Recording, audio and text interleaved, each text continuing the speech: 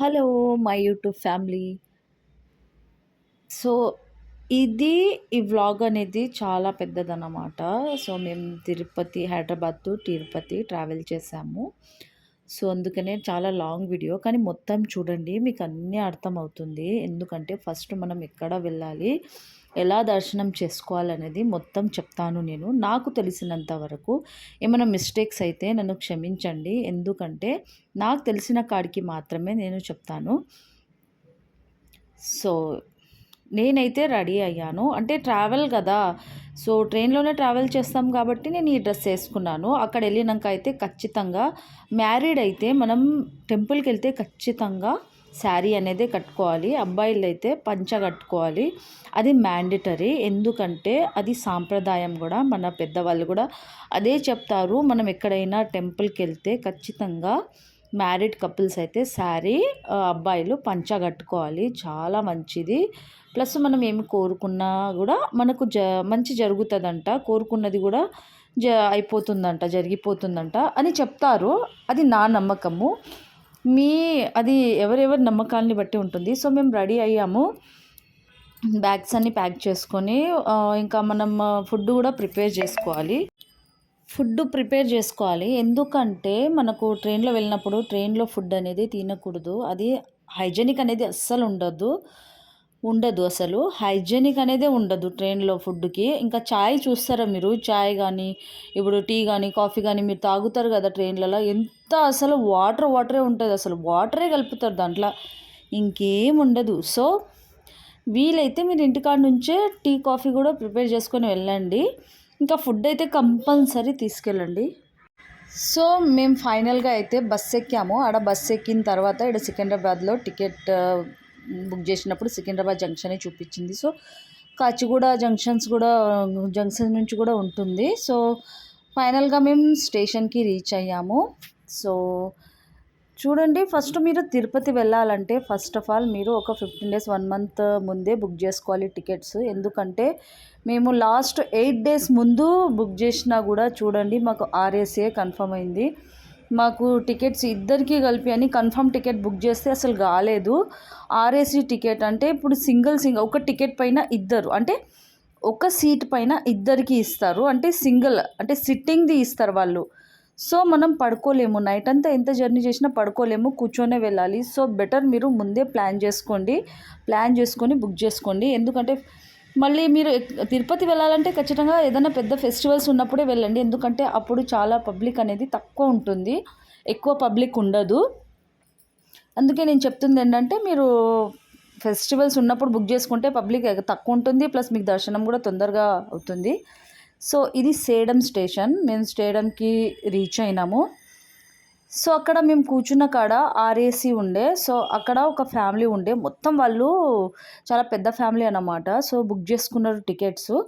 కానీ వాళ్ళకేమో అక్కడొకటి, ఇక్కడొకటి ఒక్కొక్క బాక్స్‌లో ఒక్కొక్కరికి టికెట్స్ బుక్ అయినాయి. సో, వాళ్ళు మాకేం రిక్వెస్ట్ చేశారంటే, "మీరు అక్కడ వెళ్ళండి. ఇద్దరికీ ఒక్కొక్క సీట్ ఉంటుంది. మీరు పడుకోవచ్చు. ఇక్కడ ఆర్ఏసీ కదా మీది. సో, ఇక్కడ మా ఫ్యామిలీ మెంబర్ అంతా ఉంటాము" అని అన్నారు. సో, మేమైతే హ్యాపీగానే ఫీల్ అయ్యాం. ఎందుకంటే ఇద్దరికి పడుకోవడానికైతే దొరుకుతుంది గదా! ఎందుకంటే ఆడ ఆర్ఏసీలో మనం కూర్చొనే వెళ్ళాలి. అందుకని మేమేం చేసినామంటే సరే అని ఇంకా మేము వేరే దాంట్లో వెళ్ళినాము. వేరే బాక్స్‌లో వెళ్ళినాము. చాలా దూరం ఉండే అది. బాక్సెస్ ఒక 3, 4 బాక్స్ దాటిన తర్వాత ఇంగా బాక్స్‌లోకి వెళ్ళాలి. సో, అక్కడ వెళ్ళిన తర్వాత మా ఇద్దరికి ఒక్కొక్క సీట్ అయితే దొరికింది. Thankful god with us. God ఉన్నాడు కాబట్టి. సో, ఫైనల్‌గా మేమైతే ఇంకా పడుకోవడానికి వీలైంది.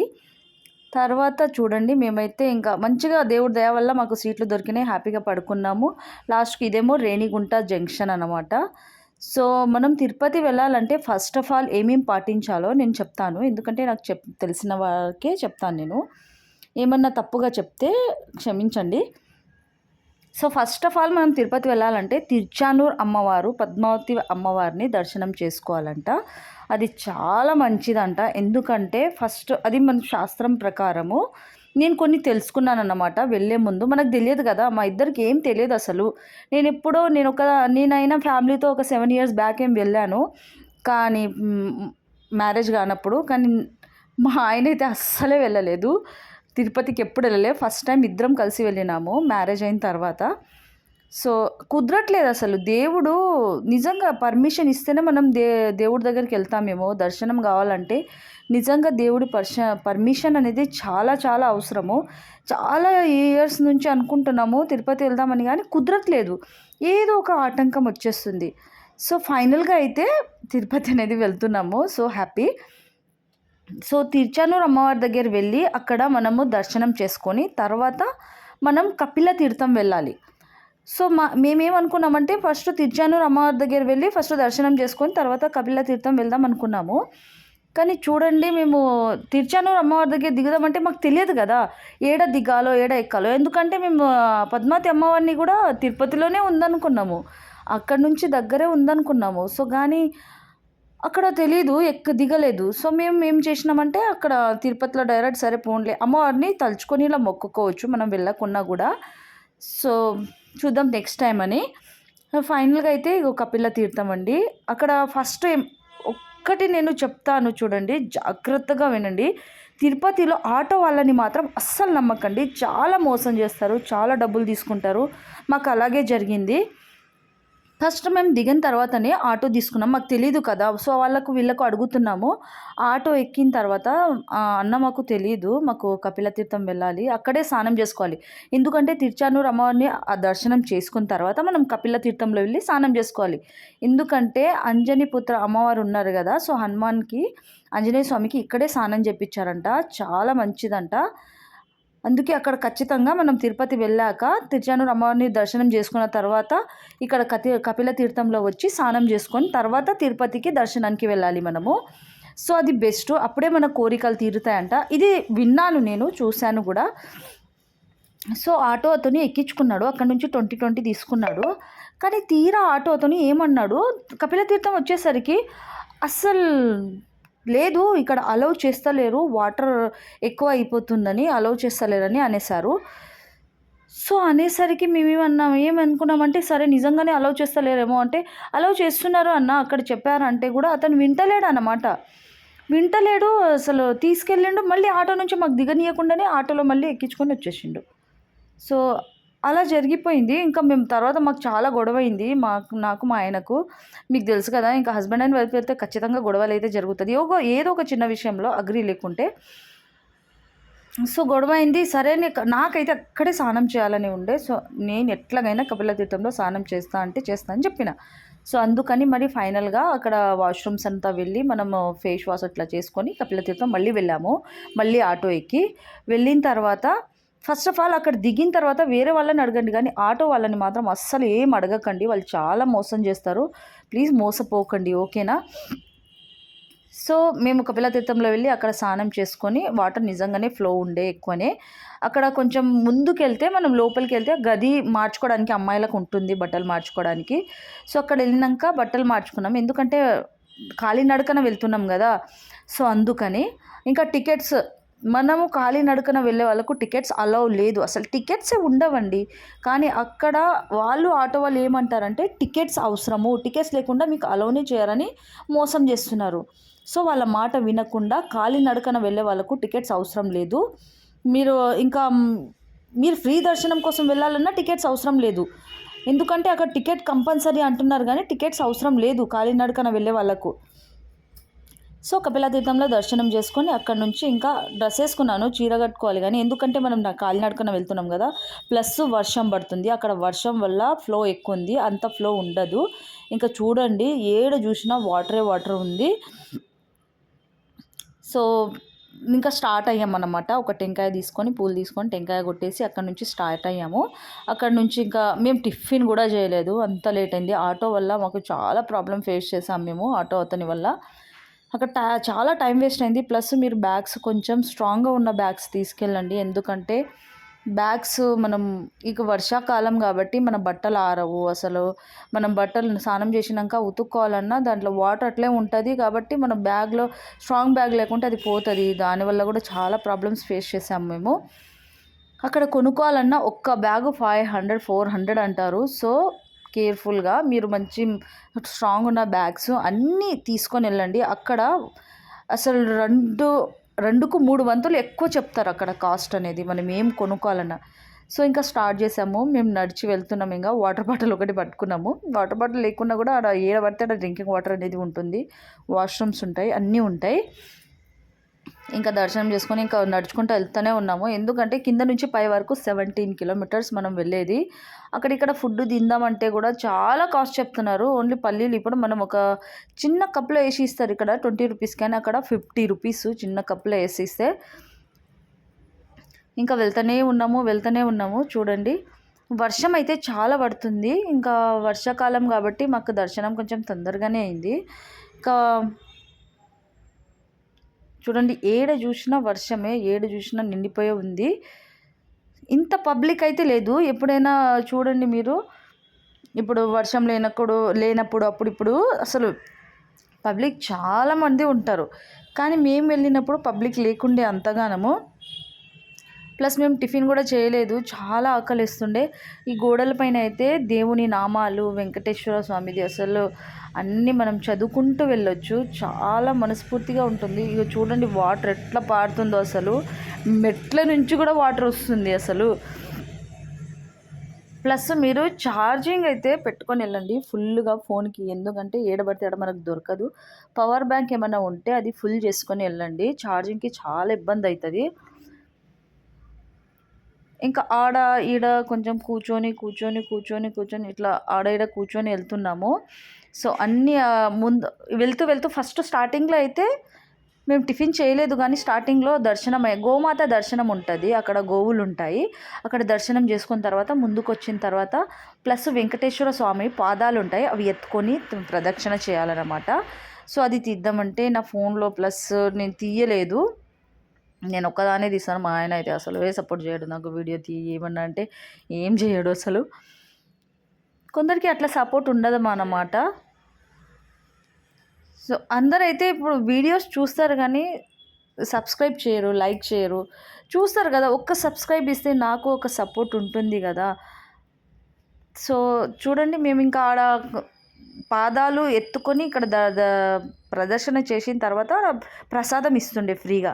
సో ప్రసాదం తిన్న తర్వాత ఇంకా స్టార్ట్ అయ్యాము. నాకైతే నడవనాక అస్సలు వస్తలేదు, ఎందుకంటే డ్రెస్ చాలా హెవీగా ఉంది. ఇంకా నాకు అస్సలు అవ్వట్లేదు. కానీ నడుస్తున్నప్పుడు కూర్చొని మళ్ళీ వాక్ చేస్తే మీకు చాలా ఇబ్బంది అవుతుంది. ఇంకా వస్తూ ముందర వస్తుండగా చూడండి, ఇక్కడైతే బొబ్బట్లు వేస్తున్నారు అనమాట.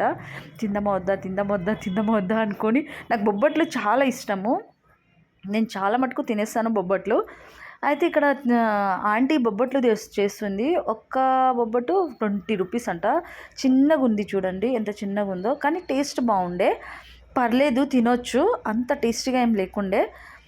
ఒకటి 20 రూపీస్ అంటే మేము ఒకటే తీసుకున్నాము. సో ఒకటి తీసుకొని తిన్నాము. ఆడ నిలబడి తిన్న తర్వాత మేము టిఫిన్ చేయలేదు కాబట్టి ఇంకా ఆకలి వేస్తుండే మనకు.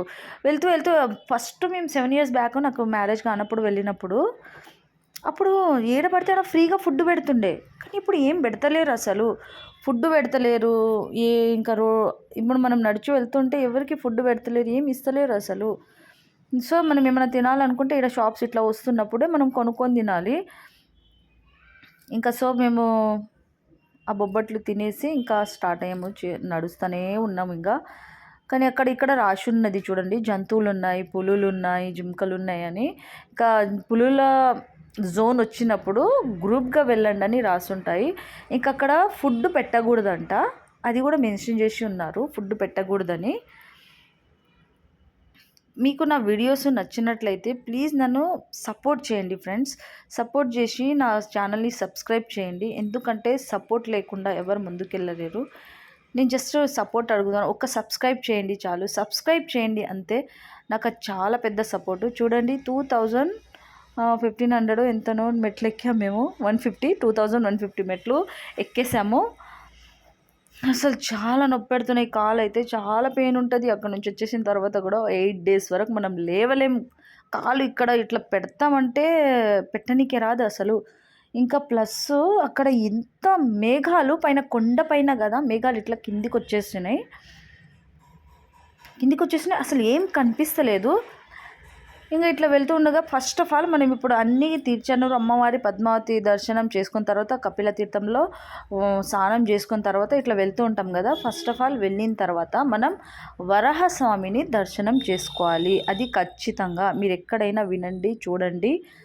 వరాహస్వామిని దర్శనం చేసుకుంటేనే వెంకటేశ్వర స్వామి దర్శనం మనకు ఫలిస్తుందంట. మనం ఏమైనా కోరుకుంటే అది ఫలిస్తుంది, అది దక్కుతుంది. కానీ కొందరు చాలామంది డైరెక్ట్ వెళ్తారు, వెంకటేశ్వర స్వామిని దర్శించుకొని వెళ్తారు, నా వరాహస్వామిని దర్శించుకోరు. అక్కడ వరాహస్వామి దగ్గర వెంగమాంబ అనేది సత్రం ఉంటుంది, అక్కడ వెళ్ళి మీరు తినేయచ్చు ఫ్రీగా. అంటే అన్నదానం ఉంది, ఆడ అన్నదానం చేస్తారు. సో ఫుడ్ బాగుంటుంది, అక్కడ తినేయండి. ఫస్ట్ వెళ్ళి వరాహస్వామిని దర్శనం చేసుకుంటాం. ఫస్ట్ ఇక్కడ నుంచి మనం తలనీళ్ళే అయ్యాలి, తలనీలాలు ఇస్తారు కదా. అయితే మా ఆయన తలనీలాలు ఇవ్వాలి. సో మేము వెళ్ళిన తర్వాత పైకి కళ్యాణకట్ట దగ్గర, అక్కడ కళ్యాణకట్టలో తలనీలాలు వేసేసి, ఎందుకంటే నేను ఫస్ట్ కపిలతీర్థంలోనే స్నానం చేసుకొని వచ్చాను కాబట్టి మా ఆయన తలనీలాలు ఇచ్చేసి అక్కడ స్నానం చేసుకొని తర్వాత మేము దర్శనంకి వెళ్ళినాము. చాలా లేట్ అయింది, నైట్ 12 అయింది మాకు దర్శనం అయ్యేసరికి. ఇంకా ప్లస్ అక్కడ ఫోన్స్ అనేవి అలో ఉండదు కాబట్టి ఆ వీడియోస్ అన్నీ తీయలేదు నేను.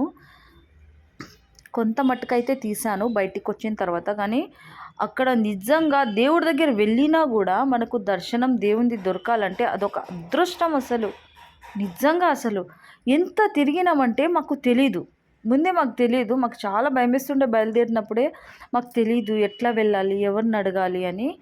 సో ఆల్రెడీ మేము ఆటో దగ్గర మోసపోయాము. అక్కడిక్కడ తిప్పుతూనే అతను ఒక 80 రూపీస్ 100 రూపీస్ తీసేసుకున్నాడు. తర్వాత మళ్ళీ టికెట్స్ కోసమని అక్కడ శ్రీవారి పాదాల దగ్గర తీసుకెళ్తా అంటున్నాడు. అక్కడ అడిగితే ఆంటీ వాళ్ళు చెప్తున్నారు, ఆటో వాళ్ళు చాలా మోసం చేస్తారు, ఇక్కడ ఎవరిని నమ్మకండి అని అన్నారు ఆంటీ వాళ్ళు. సో అందుకే చెప్తున్నాను, ఆటో వాళ్ళు అనేది చాలా మోసం చేస్తారు. అక్కడ దర్శనం చేసుకొని 12కి అట్లా అయింది మాకు. అక్కడ మనం తిరుపతిలో దర్శనం, అక్కడ మనం వరాహస్వామి దర్శనం చేసుకున్న తర్వాత ముందుకు స్ట్రేట్గా ముందుకలా వెళ్ళిపోవాలి. అట్లా వెళ్ళిపోతేనే మనకు దర్శనం అనేది సులువు అయిపోతుంది, ఫ్రీ దర్శనం దొరుకుతుంది. చూడండి మాకు దర్శనం అయింది, అక్కడ 1 నైట్ పడుకున్నాము. తర్వాత చూడండి ఇక్కడ మేము మార్నింగ్ లేచి అక్కడే రెడీ అయ్యాము శ్రీకాళహస్తికి వెళ్ళాలని. సో రెడీ అయ్యి బస్సు కోసం వెయిట్ చేస్తున్నాం. అక్కడ ఒక మంచి పద్ధతి ఏంటంటే బస్సు అవైలబుల్ ఉంటుంది, ఫ్రీ బస్ అనేది. అంటే మనం కిందికి వెళ్ళడానికి కాదు, మనము కళ్యాణకట్ట నుంచి మనకు వరాహస్వామి టెంపుల్ కానీ వెంగమాంబ సత్రం కానీ ఆడ వెళ్ళాలంటే ఫ్రీ బస్సెస్ ఉంటాయి, 24 hours బస్సెస్ ఉంటాయి, అది ఎక్కి వెళ్ళొచ్చు మీరు. కానీ జీప్లో తుఫాన్లో కానీ వెళ్ళకండి, ఎందుకంటే చాలా కాస్ట్ ఛార్జ్ చేస్తారు వాళ్ళు. ఒకరికి 100 రూపీస్ అంట, జస్ట్ 2-3 కిలోమీటర్స్కి. సో దర్శనం అన్నీ మంచిగానే జరిగింది మాకు, అంత మంచిగా అయింది. తర్వాత మేము కిందికి వెళ్తున్నాము, ఎందుకంటే మేము శ్రీకాళహస్తి వెళ్ళాలి. మేము పైనే స్నానం చేసి వెళ్ళాం, కానీ మీరు శ్రీకాళహస్తికి వెళ్ళాలంటే అక్కడ సువర్ణముఖి నది ఉంటుంది, అక్కడ వెళ్ళి స్నానం చేయండి. అది చాలా పవిత్రమైనది, తూర్పు ముఖాన ప్రవహిస్తుందంట, నేను విన్నాను. అందుకే దాంట్లో అన్ని పాపాలు పోయి చాలా పుణ్యం అనేది దొరుకుతుందంట. అక్కడి నుంచి అక్కడ గణపతి యొక్క దర్శనం చేసుకోవాలంట, లోపలనే పాతాళ గంగలో ఉంటాడంట, విన్నాను. మాకు తర్వాత తెలిసింది, ముందు తెలియలేదు కాబట్టి మేము పైన కొండపైనే స్నానం చేసి రెడీ అయ్యి వచ్చేసాము. చూడండి బస్సు ఎక్కినాము, బస్సులో వెళ్తున్నాము ఇద్దరము. సో కిందికి వెళ్తున్నాము. కిందికి శ్రీకాళహస్తిలో కూడా అక్కడ రాహుకేతు పూజ చేస్తారు. నాకు చూడండి కన్ను అనేది ఇన్ఫెక్షన్ అయింది, ఎందుకంటే ఆ వర్షం మొత్తం ఇట్లా కళ్ళలో పడి ఇంకా చల్ల నీళ్ళలో నాని ఇంకా బట్టలు కూడా ఎత్తుకుపోతారు. చూడండి బట్టలు చాలా ఎత్తుకుపోతున్నారు, దొంగతనం చేస్తున్నారు. సో మీరు ఏమైనా మంచి బట్టలు ఉంటే బయట వేయకండి కళ్యాణకట్ట దగ్గర. మా ఆయనదైతే ఒక టీషర్ట్ అన్నీ పోయినాయి ఆడ. నేను వద్దు నేను చెప్తానే ఉన్నా, తీసుకెళ్తారని ఆడ ఆంటీని అడిగిన నేను. ఒక ఆంటీ చెప్పింది అలా క్లీనింగ్ చేసే ఆమె, బట్టలు అయితే ఎత్తుకుపోతున్నారని చెప్పింది. అయినా మా ఆయనకు చెప్తే కూడా వినకుండా అట్లా వేసేసి వచ్చేసినాం, దర్శనంకి వెళ్ళిపోయినాం. దర్శనం చేసి వచ్చేసరికి ఆయన బట్టలు అసలు లేవు, పోయినాయి. మా వీడియో నచ్చినట్టయితే ప్లీజ్ సపోర్ట్ చేయండి ఫ్రెండ్స్, దయచేసి సపోర్ట్ చేయండి, సబ్స్క్రైబ్ చేయండి నా ఛానల్ని.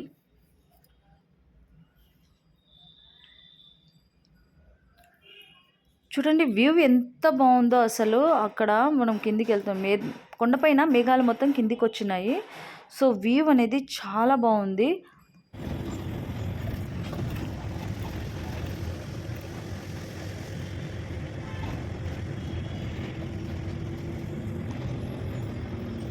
చూడండి వాటర్ ఎట్లా వస్తుందో అసలు పైనుంచి. ఇక్కడ నుంచి చూడండి కపిల తీర్థానికి వాటర్ పోతుంది. మేము కిందికి వెళ్తున్నాం కదా, కపిల తీర్థంకి అక్కడ కొండపై నుంచి వస్తుంది వాటరు. నేనుండే అప్పుడు చెప్పి పోయినా వెళ్ళిపోతున్నామని.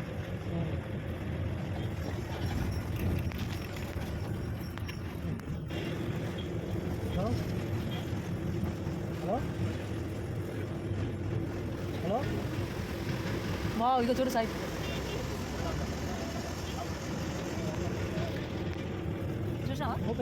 సో ఫైనలీ మేము శ్రీకాళహస్తికి రీచ్ అయిపోయాము. అక్కడ అన్నీ అడిగేసాము. అడిగి మీకు తెలియకుంటే మంచిగా అడిగి దర్శనం చేసుకోండి. ఇక్కడ పులిహోర అయితే చాలా టేస్టీగా ఉంటుంది. ఆ రోజే కార్తీక పూర్ణం ఉండే లాస్ట్. మేము అక్కడ వెళ్ళి దీపాలు వెలిగించి అక్కడ నుంచి రావుకెత్తు పూజ చేయించుకోండి. మీకు ఎవరికైనా దోషం ఇట్లా ఉందంటే రావుకెత్తు పూజ చేస్తారు. ఆడ 500 టికెట్స్ ఉంటాయి, 750 టికెట్స్ ఉంటాయి. మీకు ఏది వీలైతే అది తీసుకోండి. కపుల్ టికెట్స్ అయితే 750. సో మీకు వీడియో నచ్చినట్టయితే ప్లీజ్ లైక్ చేసి సబ్స్క్రైబ్ చేయండి. Thank you.